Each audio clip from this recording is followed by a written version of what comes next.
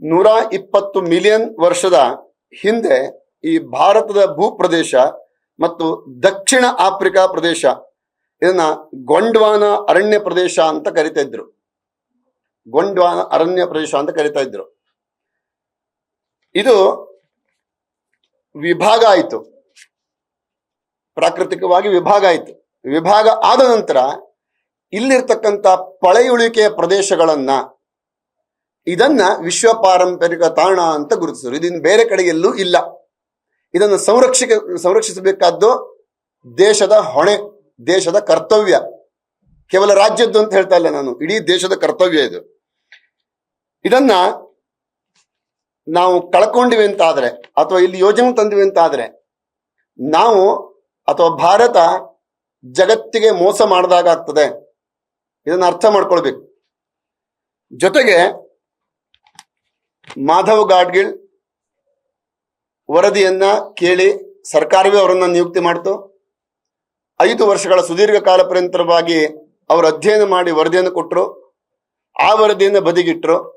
ಕಸ್ತೂರಿ ರಂಗನ್ ವರದಿಯನ್ನ ಕೇಳಿದ್ರು. ಅವರನ್ನು ಮುಖ್ಯಸ್ಥರಾಗಿಟ್ಟು ವರದಿಯನ್ನ ಪಡ್ಕೊಳ್ಳಿಕ್ಕೆ ಪ್ರಯತ್ನ ಮಾಡಿದ್ರು. ಈಗ ಅವರ ವರದಿಯನ್ನೂ ಸಹ ತಿರಸ್ಕಾರ ಸರ್ಕಾರ ಮಾಡಿ ಆಗಿದೆ. ಈ ಎರಡೂ ವರದಿಯನ್ನ ಬದಿಗಿಟ್ಟದ್ದಾಯ್ತು.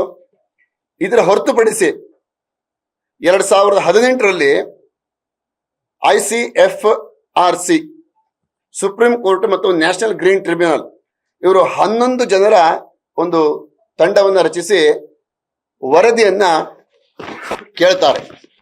ಆ ವರದಿ 600 ಪೇಜಿನ ವರದಿ ಇದೆ.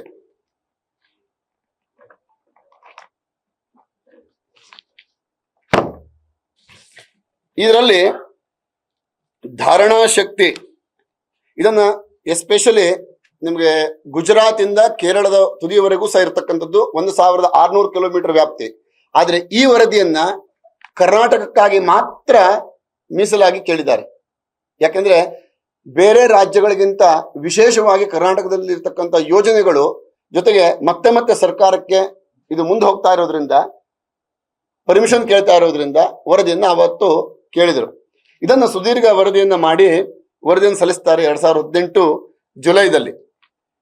ಅವರು ಸಹ ವರದಿ ಕೊಡ್ತಾರೆ. ಶರಾವತಿ ಕೊಳ್ಳದಲ್ಲಿ ಕಂಡು ಹಿಡಿಯಲಾಗಿರತಕ್ಕಂಥ ಜೀವಿಗಳಿದ್ದಾವೆ, ಇನ್ನೂ ಸಹ ಅಧ್ಯಯನಕ್ಕೆ ಒಳಪಡೆದಿರತಕ್ಕಂಥ ಜೀವಿಗಳಿದ್ದಾವೆ, ಸಸ್ಯ ಸಂಕುಲಗಳಿದ್ದಾವೆ, ಸಸ್ತನಿಗಳಿದ್ದಾವೆ, ಇದನ್ನ ಪ್ರಾಣಿ ವೈವಿಧ್ಯಗಳಿದ್ದಾವೆ, ಇನ್ನೂ ಸಹ ಇದನ್ನ ಅಧ್ಯಯನ ಮಾಡ್ಲಿಕ್ಕೆ ಆಗಿಲ್ಲ ಅಂತ ಒಂದು ಅಧ್ಯಯನಕ್ಕೆ ಕೇಂದ್ರವಾಗಿರ್ತಕ್ಕಂಥ ಸ್ಥಳ ಇದು.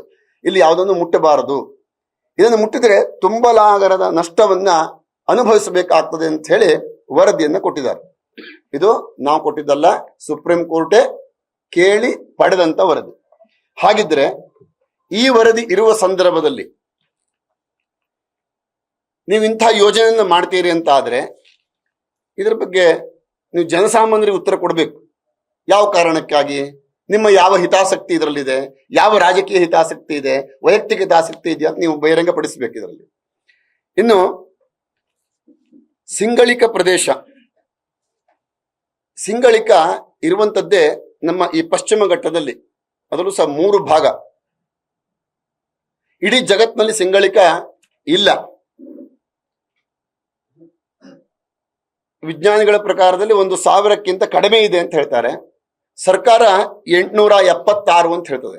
ಆದ್ರೆ ನೀವು ಸರ್ವೆ ಹೇಗೆ ಮಾಡಿದಿರಿ? 876ಕ್ಕೆ ಸರ್ವೆ ಹೇಗೆ ಮಾಡಿದಿರಿ ಸರ್ಕಾರದವರು? ಅದನ್ನು ಬಹಿರಂಗಪಡಿಸಿ. ಪಶ್ಚಿಮ ಘಟ್ಟದ ದಕ್ಷಿಣ ತುದಿ, ಇದನ್ನ ಸೈಲೆಂಟ್ ವ್ಯಾಲಿ ಅಂತ ಹೇಳ್ತಾರೆ, ಮೌನ ಕಣಿವೆ. ಆಮೇಲೆ ಕರ್ನಾಟಕ, ತಮಿಳುನಾಡು ಅದರಲ್ಲಿ ಅಣ್ಣಾಮಲೈ ಹಿಲ್ಸ್ ಅಂತ ಹೇಳ್ತಾರೆ.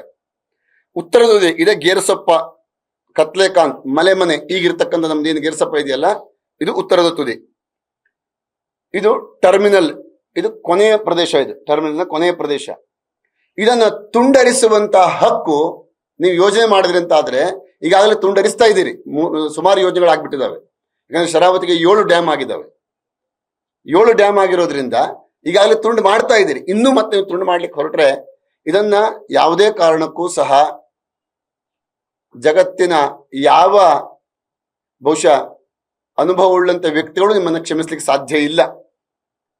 ವಿಜ್ಞಾನಿಗಳು ಒಂದೇ ಹೇಳ್ತಾ ಇದ್ದಾರೆ, ಆದರೆ ರಾಜಕೀಯದವರು ಒಂದೆಡೆಗೆ ಬೇಡವಾದ ದಾರಿಯನ್ನು ಮಾಡ್ತಾ ಇದ್ದಾರೆ. ಈ 3 ಭಾಗದಲ್ಲಿ ಮಾತ್ರ ಸಿಂಗಳಿಕೆ ಇದೆ. ಈ 3 ಭಾಗದಲ್ಲಿ ಮಾತ್ರ ಸಿಂಗಳಿಕೆ ಇದೆ. ಇನ್ನೆಲ್ಲೂ ಸಹ ಜಗತ್ತಿನಲ್ಲಿ ಸಿಂಗಳಿಕೆ ಇಲ್ಲ. ಅದರಲ್ಲಿ ಗೇರುಸೊಪ್ಪದಲ್ಲಿ ಜಾಸ್ತಿ ಇದೆ, ಅಣ್ಣಾಮಲೈ ಹಿಲ್ಸ್ ಅಲ್ಲಿ ಸ್ವಲ್ಪ ಕಡಿಮೆ ಇದೆ, ಆಮೇಲೆ ಮೌನ ಕಡಿಮೆ ಅಲ್ಲಿ ಸ್ವಲ್ಪ ಜಾಸ್ತಿ ಇದೆ. ಹಿಂದೆ ನೀವು ಯಾವ ಸಂವಿಧಾನವನ್ನು ಇಟ್ಟುಕೊಂಡು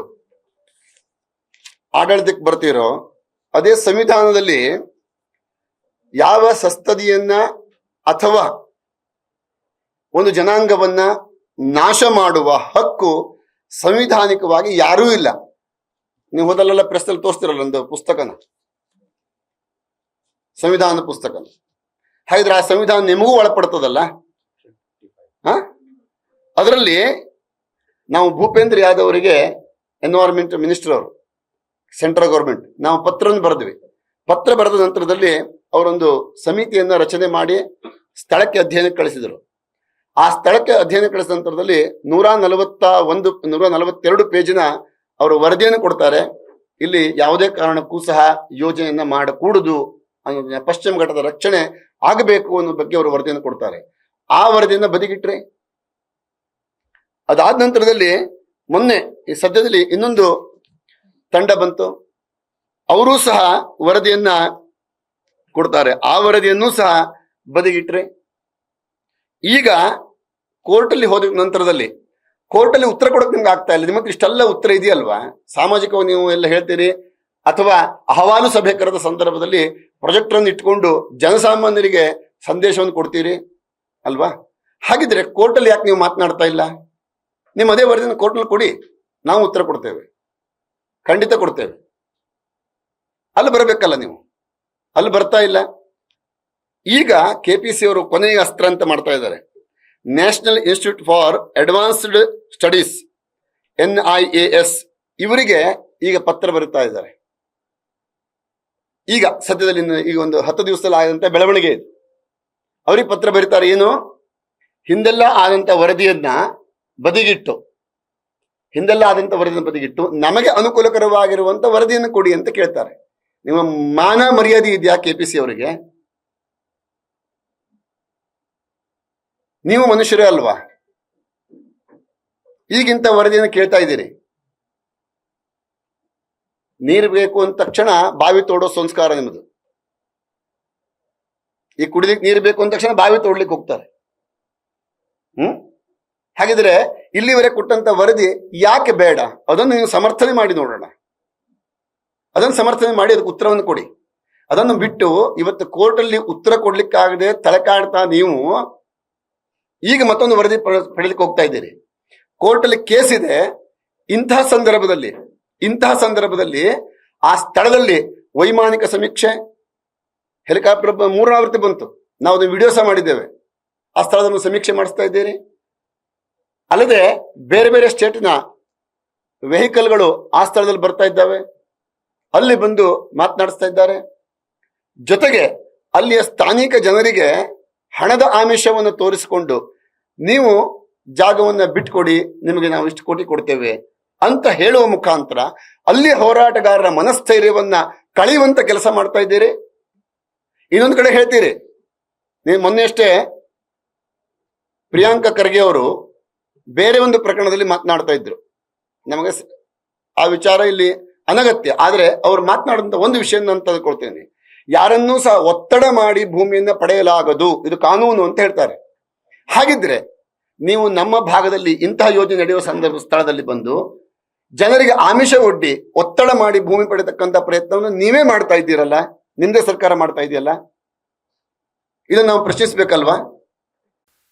ಹೋರಾಟಗಾರರನ್ನು ಹತ್ತಿಕ್ಕತಕ್ಕಂಥ ಕೆಲಸ ಯಾವ ಆ ಅಹವಾಲು ಸಭೆ ಜೊತೆ ಸಂದರ್ಭ ನಮ್ಮ ಜೊತೆಗಿದ್ರೋ ಅವರೆಲ್ಲರಿಗೂ ಸಹ ಬೆದರಿಕೆ ತಂತ್ರಗಳು, ಜೊತೆಗೆ ಅವರವರ ವೈಯಕ್ತಿಕ ಕೆಲಸಗಳಲ್ಲಿ ತಡೆಯನ್ನು ಮಾಡಿ ನೀವು ಆ ಹೋರಾಟಕ್ಕೆ ಹೋದ್ರೆ ನಾವು ನಿಮಗೆ ಬೇರೆ ರೀತಿ ತೊಂದರೆ ಕೊಡಬೇಕಾಗ ಹೆದರಿಕೆಯನ್ನು ಕೊಡಿಸುವ ಮುಖಾಂತರ ಅವರನ್ನು ಹೊಡೆಯುವ ತಂತ್ರ, ಈ ಕುತಂತ್ರ ಕೆಲಸಕ್ಕೆ ಇಳಿತಾ ಇದ್ದೀರಲ್ಲ ನೀವು. ನಮಗೆ ಬಿಡಿ, ನಮಗೆ ಸುಮಾರು ಬೆದರಿಕೆ ಕರೆಗಳು ಬಂದು ನಾವು ಅದಕ್ಕೆ ಚಿಂತೆ ಮಾಡ್ಕೊಡೋದಿಲ್ಲ, ಲಕ್ಷ್ಯ ಕೊಡೋದಿಲ್ಲ. ಏನು ಚಿಂತೆ ಇಲ್ಲ, ನಾವು ಮೊದಲೇ ಎದೆ ಕೊಟ್ಟು ನಿಂತ್ಕೊಂಡಿದ್ದೇವೆ, ನೀವು ಮಾಡುದಾದ್ರೆ ನಮ್ಮ ಎದೆ ಮೇಲೆ ಮಾಡಿ ಅಂತ ಹೇಳಿದ್ದೇವೆ. ನಮ್ಗೆ ಆ ಒಂದು ಪ್ರಯೋಗವಾಯಿತು. ಬೇಡವಾದ ರೀತಿಯ ಕೇಸ್ಗಳನ್ನ ಮಾಡುವಂಥದ್ದು, ನಮ್ಮ ದೂರವಾಣಿಯನ್ನ ಹ್ಯಾಕ್ ಮಾಡಕ್ ಹೋಗೋ ಮುಖಾಂತರ ಈ ಕಳೆದ ವಾರ ಅದನ್ನು ನಾನು ಕಂಪ್ಲೇಂಟ್ ಸಹ ಮಾಡಿದ್ದೇನೆ ಸೈಬರ್ ಕ್ರೈಮ್ ಅಲ್ಲಿ. ನಮ್ಮಲ್ಲಿ ಏನೇನು ಆರೋಪಗಳು ಮಾಡ್ಲಿಕ್ಕೆ ಬೇಕೋ ಅದನ್ನೆಲ್ಲ ಸಿದ್ಧತೆ ಮಾಡ್ಕೊಳ್ತಾ ಇದ್ದೀರಿ. ನಾನು ಈ ಮಾತನ್ನು ಯಾಕೆ ಹೇಳ್ತಾ ಇದ್ದೇನೆ ಅಂತಂದ್ರೆ, ಮಾನ್ಯ ಜಾರ್ಜ್ ಅವರು ಮೊನ್ನೆ ಬಂದ ಸಂದರ್ಭದಲ್ಲಿ ಗುರೂಜಿಯವರಿಗೂ ಸಹ ಸ್ವಾಮೀಜಿಯವರಿಗೂ ಸಹ ಮನವರಿಕೆ ಮಾಡಿಸ್ಕೊಡ್ತೇವೆ ಅಂತ ಹೇಳಿದ್ರು. ಇದನ್ನ ನಾವು ಮನವರಿಕೆಯನ್ನು ತಗೊಳ್ಬೇಕೆ, ಎಚ್ಚರಿಕೆಯನ್ನು ತಗೊಳ್ಬೇಕೆ, ಬೆದರಿಕೆಯನ್ನು ತಗೊಳ್ಬೇಕೆ, ನಾವು ಯೋಚನೆ ಮಾಡಬೇಕು. ಯಾಕಂದ್ರೆ ಇಷ್ಟೆಲ್ಲ ಘಟನೆಗಳು ನಡೆದಿರೋದ್ರಿಂದ ಮನವರಿಕೆ ಹಿಂದಿರುವ ತಂತ್ರಗಾರಿಕೆ ಯಾವುದು, ಯಾವ ರೀತಿ ಮನವರಿಕೆ ಮಾಡ್ತೀರಿ? ಒಂದು ಕೆಲಸ ಮಾಡೋಣ, ಶಿವಮೊಗ್ಗದಲ್ಲೋ ಅಥವಾ ಬೆಂಗಳೂರಲ್ಲೋ ಹೇಳಿ, ಒಂದು ಮುಕ್ತ ಚರ್ಚೆಗೆ ಅವಕಾಶ ಮಾಡುವ. ನೀವು ನಿಮ್ಮ ಸಮಿತಿಯವರನ್ನ, ಆಡಳಿತ ವ್ಯಕ್ತಿಗಳನ್ನ, ಯಾರು ನೀವು ತಂತ್ರಜ್ಞಾನ ಕರ್ಕೊ ಬನ್ನಿ. ನಾವು ಸಹ ಪಬ್ಲಿಕ್ಸ್, ನಾವು ಸಹ ನಮ್ಮಲ್ಲಿ ನಮ್ಮಲ್ಲಿ ಗೊತ್ತಿರ್ತಕ್ಕಂಥವ್ರು ವಿಜ್ಞಾನಿಗಳು, ಸೈಂಟಿಸ್ಟ್ ಯಾರಿದ್ದೇವೆ, ರೈತರಷ್ಟು ದೊಡ್ಡ ವಿಜ್ಞಾನಿಗಳು ಯಾರೂ ಇಲ್ಲ. ನಾವೆಲ್ಲ ಕೂತ್ಕೊಳ್ಳೋಣ, ಚರ್ಚೆ ಮಾಡುವ. ಅದನ್ನ ಔಟ್ಡೋರ್ ಬೇಕಾದ್ರೂ ಮಾಡುವ, ಇಂಡೋರ್ ಬೇಕಾದ್ರೂ ಮಾಡೋಣ. ಮುಕ್ತ ಚರ್ಚೆಗೆ ಅವಕಾಶ ಕೊಡಿ, ಬನ್ನಿ ಚರ್ಚೆ ಮಾಡುವ, ಆನಂತರ ತೀರ್ಮಾನ ಆಗಲಿ. ಅದಕ್ಕೆ ನೀವು ಸಿದ್ಧರಿಲ್ಲ, ಇಂಥ ಕೆಲಸಕ್ಕೆ ನೀವು ಸಿದ್ಧರಿಲ್ಲ. ಸಿದ್ಧರಿದ್ದೀರಿ ಅಂತ ಆದ್ರೆ ಇದೇ ಮಾಧ್ಯಮ ಮುಖಾಂತರ ಮಾತ್ರ ಕೇಳ್ಕೊಳ್ತಾ ಇದ್ದೇವೆ, ಬನ್ನಿ, ಸ್ವಾಗತ ಮಾಡ್ತೇವೆ, ನಾವೇ ಸ್ವಾಗತ ಮಾಡ್ತೇವೆ. ಶಿವಮೊಗ್ಗ ರಂಗವೇದಿಕೆ ಆದ್ರೂ ಪರವಾಗಿಲ್ಲ, ಎಲ್ಲಾದ್ರೂ ಪರವಾಗಿಲ್ಲ, ನಾವು ಸಿದ್ಧರಿದ್ದೇವೆ, ಚರ್ಚೆ ಮಾಡುವ. ಇದರ ಅಗತ್ಯತೆಗಳು ಎಷ್ಟು ಅಂತ ಯೋಚನೆ ಮಾಡುವ. ಅಲ್ಲದೆ 25 ಎಕರೆ ಜಾಗ ಬೇಕು ಅಂತ ಹೇಳ್ತೀರಿ. 25 ಎಕರೆ ಜಾಗ ಅಲ್ಲ ಹೇಳೋದ್ರ ಬಗ್ಗೆ ಈಗಾಗಲೇ ಶ್ರೀಪತಿ ಅವರು ಹೇಳಿದ್ರು. ಇದ್ರ ಬಗ್ಗೆ ಮತ್ತೆ ಬಹುಶಃ ನಾನು ಮಾತಾಡೋದ್ರ ಅವಶ್ಯಕತೆಗಳಿಲ್ಲ, ಏನ್ ಬೇಕು ಏನ್ ಬೇಡ ಅಂತ ಹೇಳೋ ಬಗ್ಗೆ ಎಲ್ಲರಿಗೂ ಗೊತ್ತಿರತಕ್ಕಂಥ ವಿಚಾರ. ಸಾಧಾರಣ 300 ಎಕರೆಗೆ ಮೇಲೆ ಜಾಗ ಹೋಗ್ತದೆ. ಇನ್ನೊಂದು ಮಾತನ್ನು ಹೇಳಿದ್ರು, 25 ಎಕರೆ ಅಲ್ಲದೆ 25 ಎಕರೆ ಉಳ್ಳಂತವರು ಹೋರಾಟ ಮಾಡ್ತಿದ್ದಾರೆ ಅಂತ ಹೇಳಿದ್ರು. ಜೊತೆಗೆ ಆ 25 ಎಕರೆ ಅದು ಸರ್ಕಾರದಿಂದ ಬಂದಿದೆ ಅನ್ನೋದು ವಿಚಾರ ಇದೆ ಅಂತ ಹೇಳಿದ್ರು. ಅಂದ್ರೆ ನೀವು ಏನು ಯೋಚನೆ ಮಾಡ್ಲಿಕ್ಕೆ ಹೊರಟಿದ್ದೀರಿ, ನಿಮ್ಮ ಮೈಂಡ್, ಕ್ರಿಮಿನಲ್ ಮೈಂಡ್ ಯಾವ ರೀತಿ ಯೋಚನೆ ಮಾಡ್ತಾ ಇದೆ ನಾವು ಯೋಚನೆ ಮಾಡಬೇಕಾಗಿದೆ.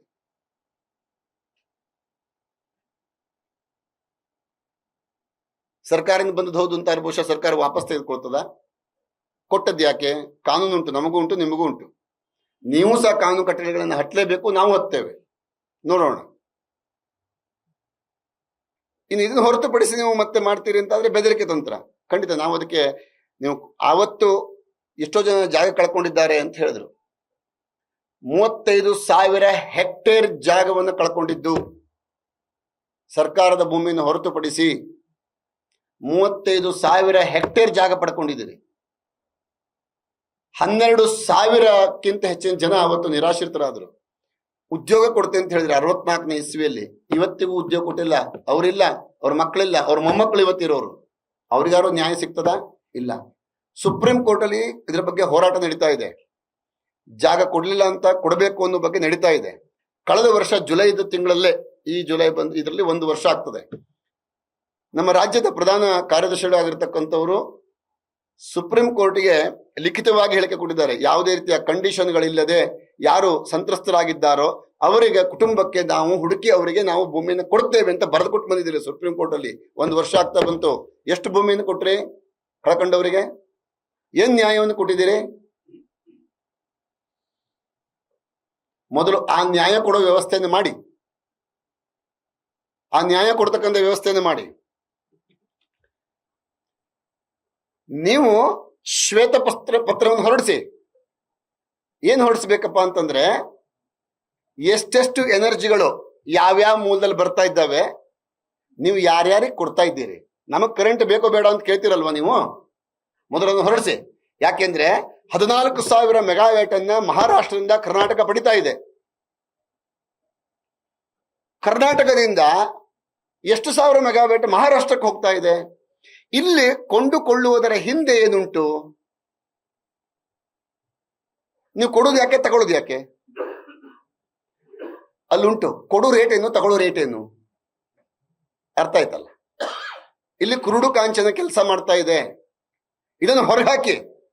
ನೀವು ಸತ್ಯವಂತರಾಗಿದ್ರೆ ನೀವು ಪ್ರಾಮಾಣಿಕರಾಗಿದ್ರೆ ಹಿಂದಿನ ಸರ್ಕಾರ ಅಲ್ಲಿ ಇರುವ ಸಂದರ್ಭದಲ್ಲಿ ಇವತ್ತಿನ ಮಾನ್ಯ ಮುಖ್ಯಮಂತ್ರಿಗಳು ಡಿ.ಕೆ. ಶಿವಕುಮಾರ್ ಅವರು ಆವತ್ತು ಇಂಧನ ಮಂತ್ರಿ ಆಗಿರುವ ಸಂದರ್ಭದಲ್ಲಿ ಸೋಲಾರ್ ವಿದ್ಯುತ್ ಅನ್ನ ಮಾಡಿ ಅದನ್ನ ಯಾವ ರೀತಿಯ ಗೌರ್ಮೆಂಟ್ಗೆ ಕೆಪಿಟಿಸಲ್ ಕೊಡ್ತಕ್ಕಂಥ ಅಗ್ರಿಮೆಂಟ್ ಎಷ್ಟು ರೂಪಾಯಿ ನೀವು ಮಾಡಿದ್ದೀರಿ, ಇವತ್ತು ಜನಸಾಮಾನ್ಯರು ಸೋಲಾರ್ ಮಾಡಬೇಕು ಅಂತ ಆದ್ರೆ ಏನ್ ರೇಟ್ ಕೊಡ್ತಾ ಇದ್ದೀರಿ? ಮೊನ್ನೆ ಮತ್ತೆ ಇಳಿಸಿದ್ದಾರೆ. ₹3 ಚಿಲ್ಲರೆ ಆಗಿದೆ. ಈಗ 4 ರೂಪಾಯಿ ಇತ್ತು, ₹2.47 ಆಯ್ತು. ನೀವು ಮಾಡಬೇಕಾದ್ರೆ 12-14 ರೂಪಾಯಿ ಇತ್ತು. ಇನ್ನು 30 ವರ್ಷ ನಿಮ್ಗೆ ಅದೇ ರೇಟ್ ಬರ್ತದೆ, ನಿಮ್ಮ ಜೇಬು ತುಂಬಿಕೊಳ್ತದೆ. ಈಗ ಜನಸಾಮಾನ್ಯ ಮಾಡಬೇಕು ಅಂತಾದ್ರೆ ಯಾಕೆ ಅವಶ್ಯಕತೆಗಳಿದ್ದಾವೆ? ನಿನ್ನೆ ಅವರೊಂದು ಮಾತು ಹೇಳ್ತಾರೆ, ಇದು ಹಳ್ಳ ತೋಡಿದಾಗೆ ಅಂತ ಅವ್ರು ಹೇಳಿ ಸುಲಭದಲ್ಲಿ ಮಾತು ಹೇಳಿದ್ರು. ಈಗ ಹಳ್ಳ ತೋಡ್ತೇವೆ, ಪೈಪ್ ಹಾಕ್ತೇವೆ, ಮುಚ್ಚಿಬಿಡ್ತೇವೆ, ಮೇಲ್ಗಡೆ ಅರಣ್ಯ ಬೆಳಿತೇವೆ. ಎಂಥ ಮಾತ್ರಿದು? 500 ಮೀಟರ್ ಕೆಳಗಡೆ ತೆಗಿತಕ್ಕಂಥ ಟನಲ್, ಅದರ ಬಗ್ಗೆ ಮಾತನಾಡಿ. 16 ಮೀಟರ್ನ 2 7 ಕಿಲೋಮೀಟರ್ ಉದ್ದದ ಟನಲ್, 16 ಮೀಟರ್ನ 2 ಟನಲ್, ಒಂದು ಮೇಂಟೆನೆನ್ಸ್ಗಾಗಿ 10 ಮೀಟರ್ನ ಟನಲ್. ಈ ಮೂರನ್ನು ಸೇರಿದ್ರೆ 42 ಮೀಟರ್ ಆಯ್ತಲ್ವಾ?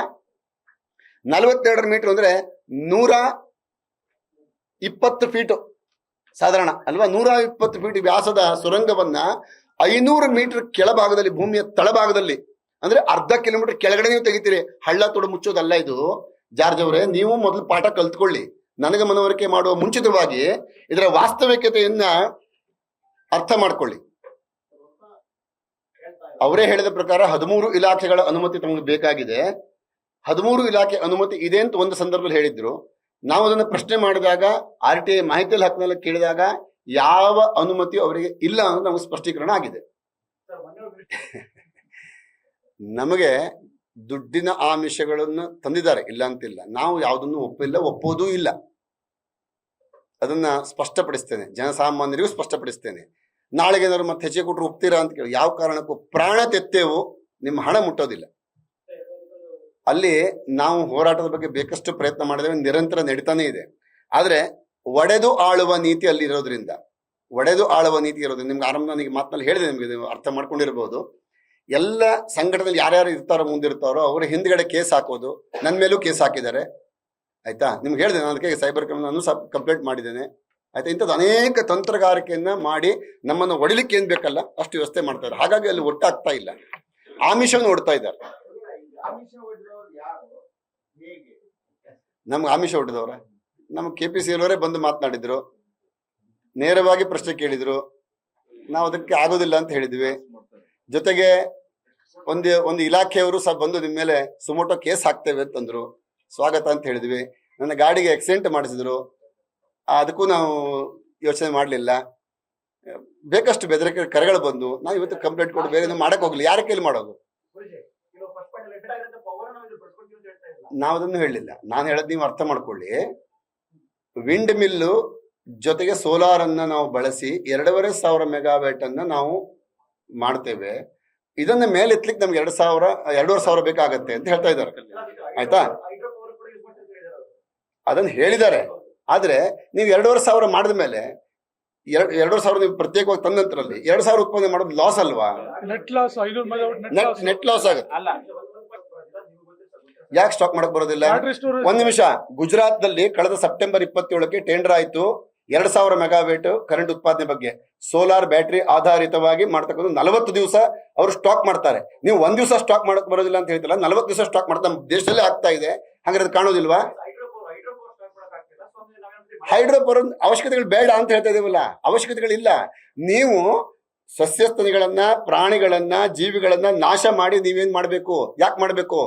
ಜೊತೆಗೆ ಪ್ರಕೃತಿ ದತ್ತವಾಗಿರ್ತಕ್ಕಂಥ ಕರೆಂಟ್ಗಳು ನಮ್ಮಲ್ಲಿ ಮಾಡ್ಲಿಕ್ಕೆ ಅವಕಾಶಗಳು ಇರುವಾಗ ಅದನ್ನು ಬಳಸ್ಕೊಂಡು ಮಾಡಿ. ಯಾಕೆ ನೀವು ಇಷ್ಟು ಪ್ರಕೃತಿನ ಹಾಳೆ ಮಾಡ್ತೀರಿ? ತುಂಬಲಾರದ ನಷ್ಟ ಅಂತ ಹೇಳ್ತಾ ಇದ್ದಾರೆ. ಅದನ್ನ ಅರ್ಥ ಮಾಡ್ಕೊಳ್ಳಿ.